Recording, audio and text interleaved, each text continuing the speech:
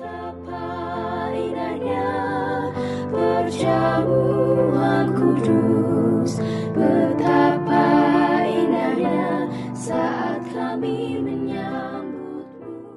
Betapa indahnya perjamuan kudus, betapa indahnya saat kami menyambutmu. Betapa indahnya kehadiranmu yang bertatap kuatkan iman kami. Tuhan bersamamu dan bersama rohmu. Inilah Injil suci menurut Yohanes. Dimuliakanlah Tuhan.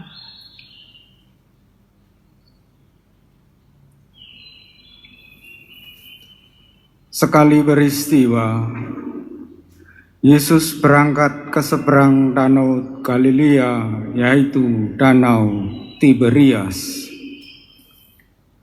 Orang banyak berbondong-bondong mengikuti dia karena mereka melihat mujizat-mujizat yang diadakannya terhadap orang-orang sakit. Yesus naik ke atas gunung dan duduk di situ dengan murid-muridnya. Ketika itu, Paskah, hari raya orang Yahudi, sudah dekat. Ketika Yesus memandang sekelilingnya dan melihat bahwa orang banyak berbondong-bondong datang kepadanya, berkatalah ia kepada Filipus, "Di manakah kita dapat membeli roti supaya mereka dapat makan?" Hal itu dikatakannya untuk mencobai Filipus, sebab ia sendiri tahu apa yang hendak dilakukannya. Jawab Filipus kepadanya, "Roti seharga 200 dinar tidak akan cukup untuk mereka ini, sekalipun masing-masing mendapat sepotong kecil saja." Seorang dari murid-muridnya, yaitu Andreas, saudara Simon Petrus, berkata kepada Yesus, "Di sini ada seorang anak yang mempunyai 5 roti jelai dan 2 ikan. Tetapi apakah artinya untuk orang sebanyak itu?" Kata Yesus, "Suruhlah orang-orang itu duduk." Adapun di tempat itu banyak rumput. Lalu duduklah orang-orang itu, kira-kira 5.000 laki-laki banyaknya. Sesudah itu Yesus mengambil roti itu, mengucap syukur dan membagi-bagikannya kepada mereka yang duduk di situ. Demikian juga dilakukannya dengan ikan-ikan itu, sebanyak yang mereka kehendaki.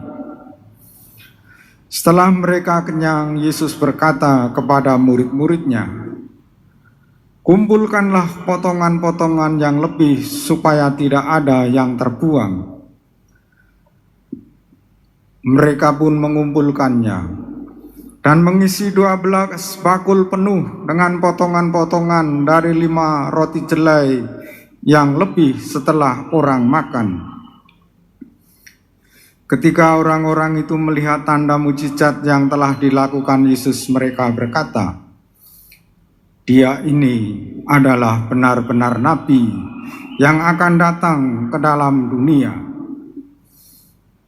Karena Yesus tahu bahwa mereka hendak datang dan hendak membawa dia dengan paksa untuk menjadikan raja, Yesus menyingkir lagi ke gunung seorang diri. Demikianlah sabda Tuhan. Terpujilah Kristus.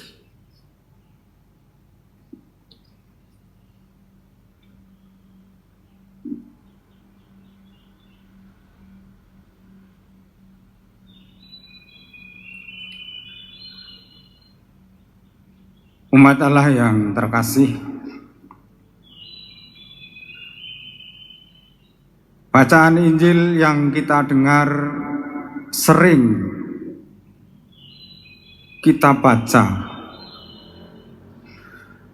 Kisah tentang bagaimana Yesus mampu memberi makan 5.000 orang dengan membagi-bagikan 5 roti jelai dan 2 ikan yang kebetulan dibawa seorang anak kecil Yahudi.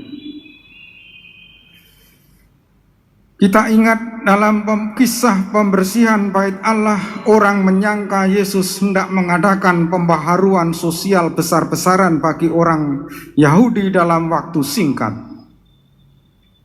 Tidak mereka sadari bahwa bait Allah yang morat-marit dikotori sikap tak percaya itu sebentar lagi akan digantikan dengan dirinya yang nanti akan bangkit menjadi bait Allah yang hidup bagi semua orang. Juga dalam perjamuan terakhir, para murid sendiri belum amat menyadari bahwa kebesaran Yesus terletak dalam pelayanan, sikap yang hendak diajarkan pada saat-saat terakhir hidupnya. Dan orang-orang yang telah dikenyangkan dalam petikan hari ini nanti melihatnya hanya sebagai nabi yang telah datang di dunia. Malahan mereka ingin menjadikan Yesus sebagai raja dunia. Umat Allah yang terkasih, kisah Yesus memberi makan banyak orang disampaikan dalam keempat Injil, Markus, Matius, Lukas, dan Yohanes hari ini. Dalam peristiwa itu, Yesus mengambil roti.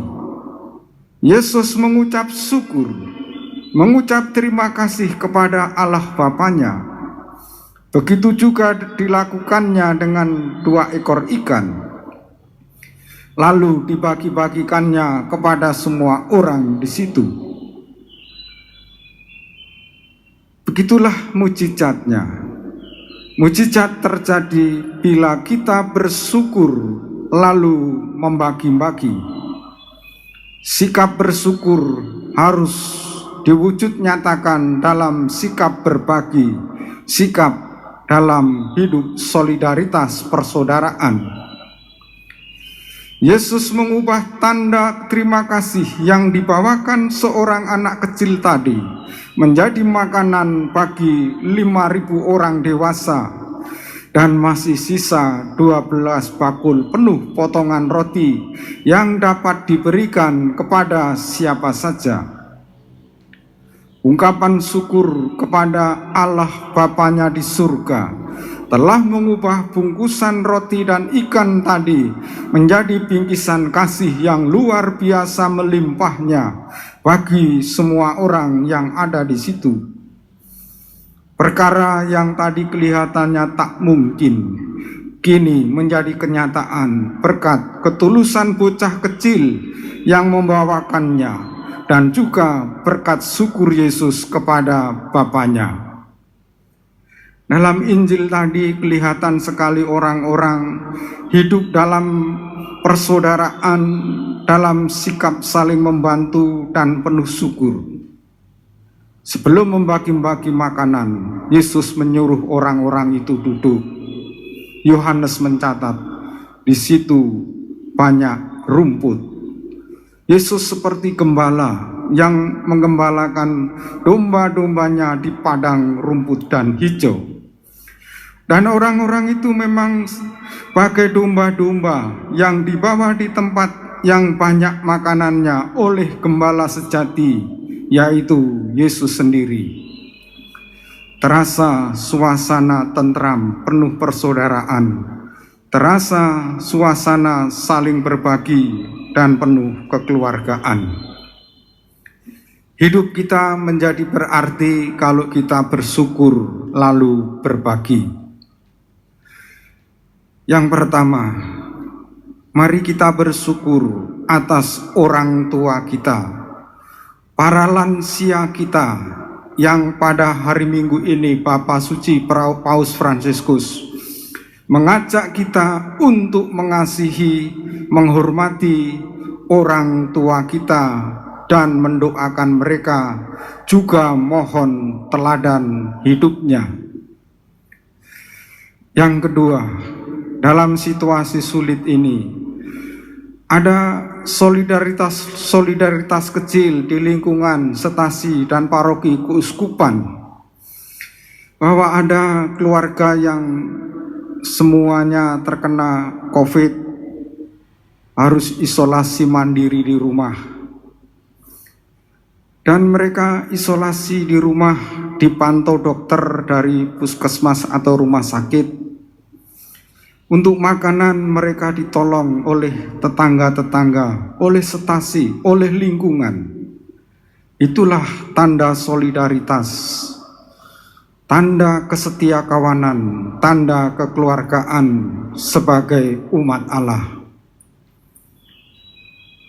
Mari kita dengan selalu bersyukur, dan bersyukur berarti berbagi perhatian, berbagi apa yang kita miliki, yang kita bisa, supaya hidup kita menjadi berarti dan berkelimpahan.